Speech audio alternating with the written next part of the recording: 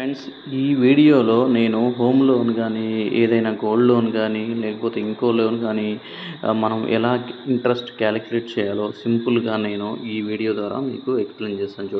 చూడండి ఇక్కడ నాకు రేట్ ఆఫ్ ఇంట్రెస్ట్ ఎంత ఉందంటే 8.45 ఉంది. అమౌంట్ వచ్చేసి 24,70,000 నా అమౌంట్ అయితే, నా లోన్ అమౌంట్ అయితే ఉంది. సో నేను ఎలా క్యాలిక్యులేట్ చేస్తాను అంటే సింపుల్గా, so I will open my calculator and 8.45 ఉంది కదండి మన rate of interest. So 8.45 by 12 months వేస్తే మనకి ఇక్కడ 0.7041 పైసే వస్తుంది. ఓకే, సో మనం ఇక్కడ 24,70,000 నా టోటల్ లోన్ అమౌంట్.